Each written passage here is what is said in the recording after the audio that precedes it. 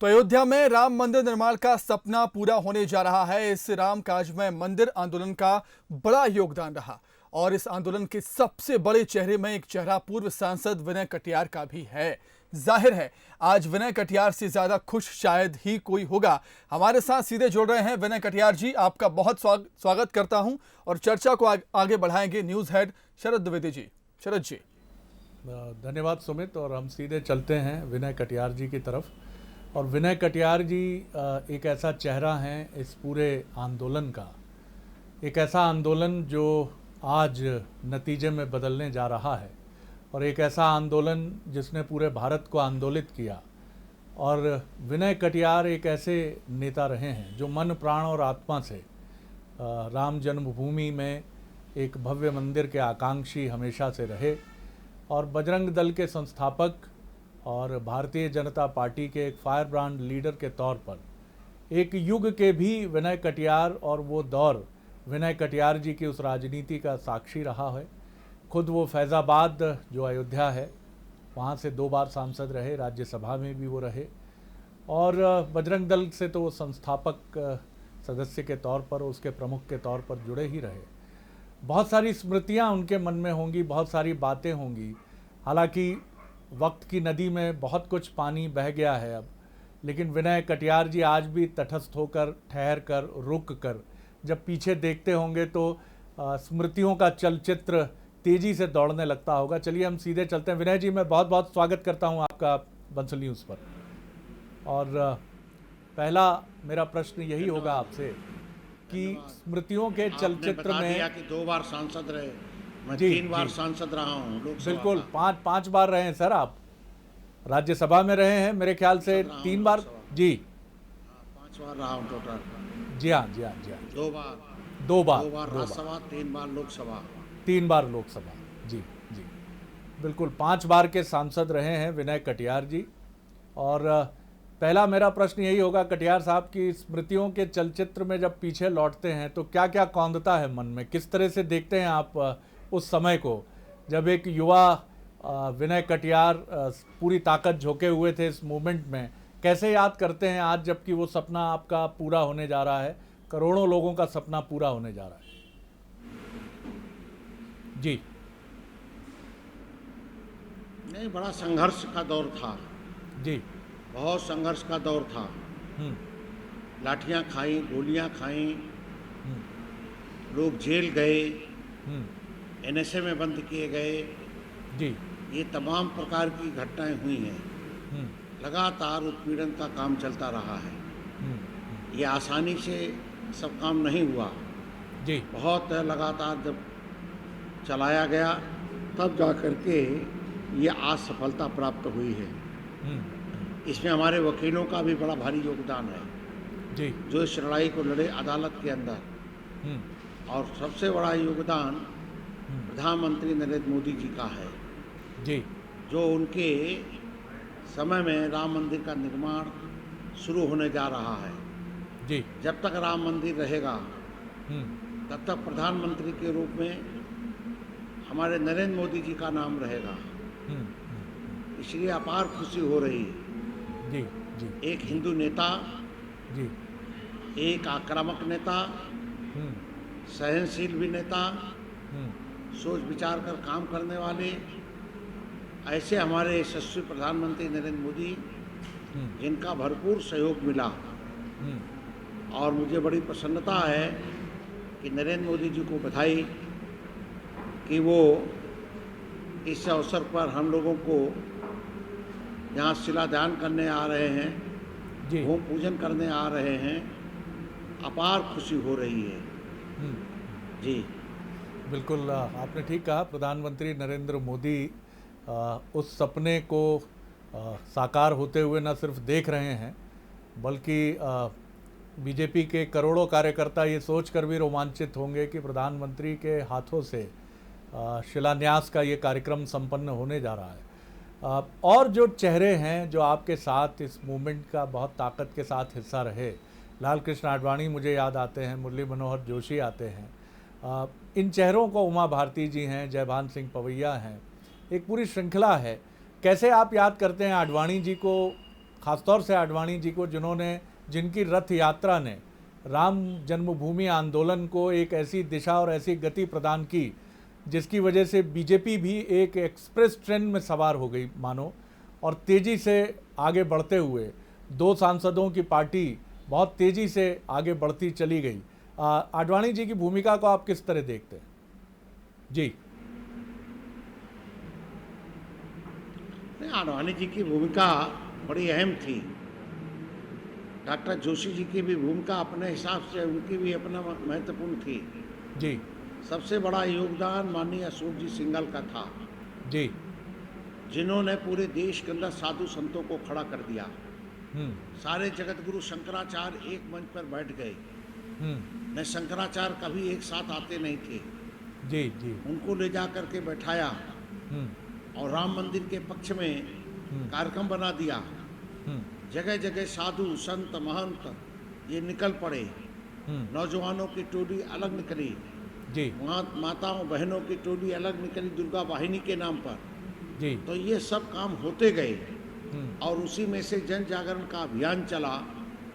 और शायद विश्व में पहला स्थान ऐसा है कि जहाँ पर 1528 में जी। 3.5 लाख से भी अधिक लोग बलिदान हो गए। 3.5 लाख लोगों ने बलिदान दिया। जी। जी। आदरणीय मुलायम सिंह जी यादव की सरकार ने जी। राम भक्तों पर गोलियां चला दी, जी। जिसमें 2 सगे भाई मर गए, बलिदान हो गए। और बाकी तो बहुत सारे लोग बलिदान हुए। पूरे खून से नालियां बहने लग गई। अयोध्या रक्त रंजित हो गई, जी। सरयू रक्त रंजित हो गई। और इसीलिए मैं कहता हूँ कि विश्व का ऐसा स्थान है जहाँ पर जी। इतना संघर्ष किसी धर्म स्थान की मुक्ति के लिए किया गया हो। जी। बाकी कहीं भी ऐसा उदाहरण नहीं मिलता है कि किसी धर्म स्थान की मुक्ति के लिए इतने साल लगे हों। जी। जी। जी। इसलिए बड़ा भारी त्याग रहा है। जी। राजा महाराजा सब लड़ते रहे हैं, लेकिन विजय लोकतंत्र में प्राप्त हुई है, प्रजातंत्र में विजय प्राप्त हुई है। एक बड़ा मैं परिवर्तन तो नहीं कहूँगा, लेकिन प्रगटीकरण शायद अवश्य मैं ये शब्द अगर मुझे उपयुक्त लगता है और मुझे लग रहा है, इसलिए मैं इसका उपयोग कर रहा हूँ। मध्य प्रदेश में कांग्रेस के प्रमुख पीसीसी चीफ जो हैं कमलनाथ जी, पूर्व केंद्रीय मंत्री, पूर्व मुख्यमंत्री मध्य प्रदेश, उन्होंने न सिर्फ राम मंदिर निर्माण का और इस पूरे कार्यक्रम का स्वागत किया है, बल्कि एक ऐसा कार्यक्रम किया आज कि ये अंतर करना मुश्किल था कि ये भगवा कांग्रेस है या बीजेपी का कोई विस्तार है। आज पूरे मध्य प्रदेश में आज उन्होंने अपना ट्विटर हैंडल भगवा कर दिया। खुद वो भगवा चित्र के साथ प्रस्तुत हुए अपने ट्विटर हैंडल पर, ट्विटर अकाउंट पर, और पूरे मध्य प्रदेश में हनुमान चालीसा का पाठ कांग्रेस के कार्यकर्ताओं ने किया और उसको सोशल मीडिया, फेसबुक, ट्विटर, इन सब पर शेयर किया। इस प्रगटीकरण को कांग्रेस के, जिसको मैं प्रगटीकरण कह रहा हूँ, आप किस रूप में देखते हैं और क्या इसका स्वागत करते हैं आप? जी। नहीं नहीं नहीं नहीं, ये कुछ नहीं है। उनको लग रहा है कि इस समय जी, अगर हम उनके साथ नहीं, राम भक्तों के साथ नहीं खड़े किए हुए, कोई हमको पूछेगा नहीं। जी। इस भावना से लेकर के प्रेरित होकर के वो इस प्रकार का काम कर रहे हैं।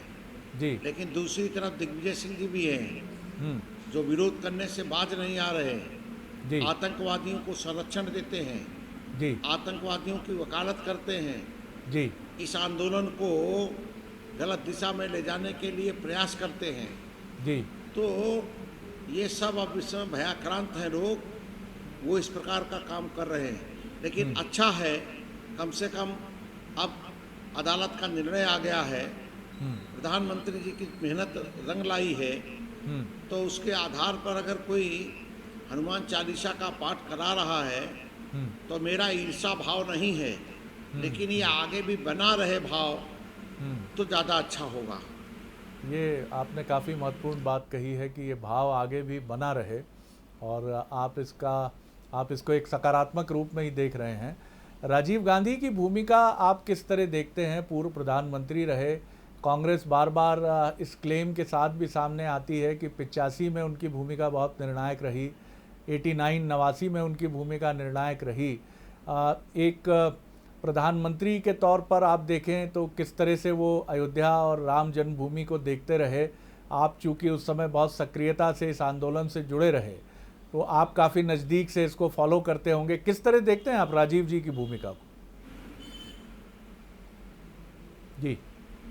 नहीं, कोई उनकी भूमिका नहीं थी राम मंदिर के लिए, कोई भूमिका नहीं थी।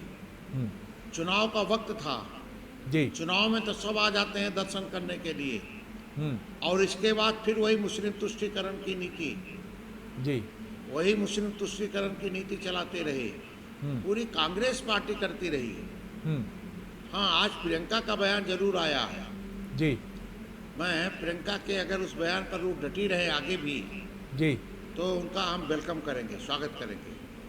जी जी जी जी, ये आपका काफ़ी महत्वपूर्ण स्टेटमेंट है विनय जी, ये बहुत महत्वपूर्ण बात आप कह रहे हैं।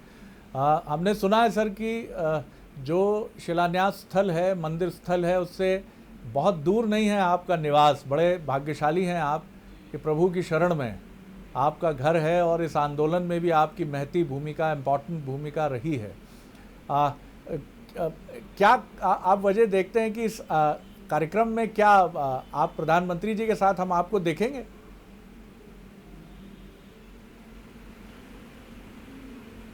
जी। अब देखेंगे, विचार करेंगे। हमारी तबीयत जरा ठीक नहीं है जी। तो उसके हिसाब से कल निर्णय करेंगे, क्योंकि ज़्यादा देर तक हम बैठ नहीं सकते हैं। जी। तो उसी हिसाब से निर्णय करेंगे। जी। जी। लेकिन एक बात तो सही है जी। कि अब राम मंदिर के साथ ये राम मंदिर का काम तो खत्म हो गया। हम आंदोलनकारी नेता हैं, और इसलिए हमने प्रस्ताव पास कराया था, सब संतों ने पास किया था, माननीय अशोक सिंघल ने किया था, संघ ने किया था, राष्ट्रीय स्वयंसेवक संघ की सहमति थी कि हमको 3 स्थान चाहिए, अयोध्या, मथुरा, काशी। जी। तो एक स्थान तो मिल गया, जी। 2 अभी बाकी हैं। तो हमारी भूमिका अयोध्या में खत्म हो रही है। जी। अब मुझे काशी जाना पड़ेगा या मथुरा जाना पड़ेगा। सब जगह जा करके विचार करेंगे कौन से पहले स्थान को लिया जाए और आंदोलन प्रारंभ किया जाए, क्योंकि जब तक ये 3 स्थान मुक्त, 2 स्थान ये मुक्त नहीं होते, तब तक चैन के साथ बैठने का कोई सवाल ही पैदा नहीं होता। लेकिन विनय जी, सरयू नदी में बहुत पानी अब बह चुका है। अब विनय कटियार, मुझे युवा विनय कटियार मैदान में नहीं दिखते हैं अब। पानी की कमी नहीं है। जी। जी। अशोक सिंघल जी, अब पूरे दिखेंगे। अशोक सिंघल जी मुझे नजर नहीं आते हैं अब। बह गया है। जी। नहीं, सरयू का जल बह गया। जी। नहीं, अशोक सिंघल आपको मालूम है कि उनके स्वर्गवास हो गया है। जी। जी। अब वो नहीं, वो कहाँ से नजर आएंगे? जी। वो तो अब नहीं है हमारे बीच में। ये दुखद घटना है। नहीं, अशोक जी होते तो कुछ और दृश्य होता। जी। और इसलिए सरयू में जल की कमी नहीं है। जी। जल फिर आ गया है, सरयू में बाढ़ आ जाती है। सरयू का जल जितना बढ़ जाए उतना ही अच्छा है। जी। कोई कम जी। नहीं होने वाला, कोई मेरा कमी आशय, नहीं होने वाली। मेरा आशय आप समझ रहे हैं विनय जी। सरयू नदी की आप चिंता छोड़ दीजिए। जी। जी, मेरा आशय यही था कि वो ऊर्जावान और वो स्वरूपधारी लोग जो राम मंदिर से 90 के दशक में या उसके पहले जुड़े रहे, आपको क्या अभी भी नज़र आते हैं 2020 में वो लोग जो इस तरह के किसी आंदोलन को लेकर आगे बढ़ेंगे या बढ़ सकते हैं?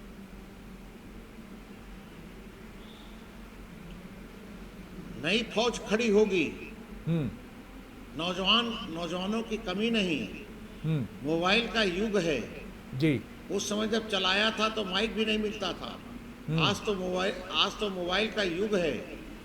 एक संदेश भेजो, सब जगह मिल जाता है। देरी नहीं लगती है। सब युवा तैयार हो रहे हैं, पूछ रहे हैं कब चल रहे हो काशी, कब चल रहे हो मथुरा। तो विचार करेंगे, सबके साथ विचार करके तब आगे बढ़ेंगे। जी। उमा जी ने एक बात कही है, उमा भारती जी ने, आपकी जानकारी में आया होगा, उनसे पूछा गया जबकि कांग्रेस राम नाम जप रही है, तो उन्होंने कहा कि राम सभी के हैं और राम किसी एक के नहीं हैं, और ये हम सभी को ध्यान रखना चाहिए कि हमारा अंत है लेकिन राम का अंत नहीं है। तो इसमें कोई बुराई नहीं है। और दिग्विजय सिंह जी कहाँ चूकते हैं, उन्होंने तुरंत धन्यवाद दिया उमा जी को। इस पर कोई प्रतिक्रिया आपकी?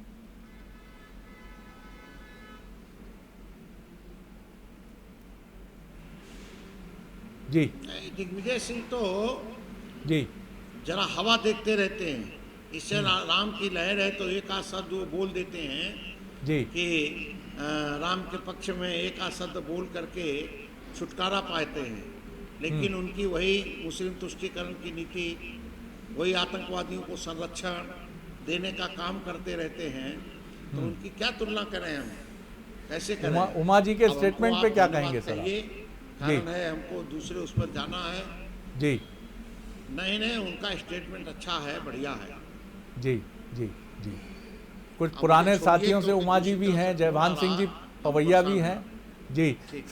सबसे भेंट होगी ही, आपकी मुलाकात होगी हाँ, पुरानी। ये सब है ना, सब है। जी जी जी आखिरी प्रश्न कर रहा हूँ विनय हाँ, जी। हाँ। जी जी आखिरी जी, मेरा जी, प्रश्न जी, ये जी। है कि बीजेपी जो 80 और 90 के दशक में थी और बीजेपी जो 2020 में है, प्रधानमंत्री की आपने प्रशंसा की, को मन से प्रशंसा की, कितना परिवर्तन आप इस बीजेपी को देखते हैं? वो बीजेपी जो अटल बिहारी वाजपेयी की बीजेपी थी, लाल कृष्ण आडवाणी जी की बीजेपी थी, और जिसके युवा सदस्य थे नरेंद्र मोदी जी, अमित शाह जी, शिवराज सिंह चौहान जी, और आज दिल्ली में जो टीम केंद्रीय कैबिनेट की है उनमें अधिकांश सदस्य, और आप लोग वरिष्ठ सदस्य हैं, तब और अब में कुछ अंतर, या आज की बीजेपी आपको ज़्यादा रास आती है, ज़्यादा आपको बेहतर और शस्त्रास्त्र से सज्जित नजर आती है? क्या कहेंगे इस पर?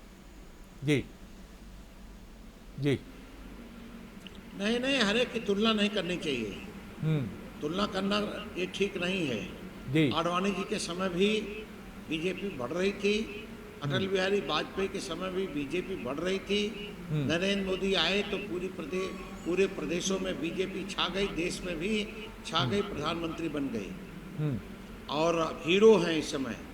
जी नरेंद्र मोदी ही हीरो हैं, एक हीरो हैं और कोई नहीं। धन्यवाद। जी बहुत बहुत धन्यवाद विनय जी बातचीत के लिए। तो विनय कटियार जी का कहना है कि इसके बाद काशी और मथुरा, महत्वपूर्ण बात वो कहते हैं, और उमा जी के वक्तव्य का वो कहते हैं ठीक कहा है उन्होंने, उचित कहा है।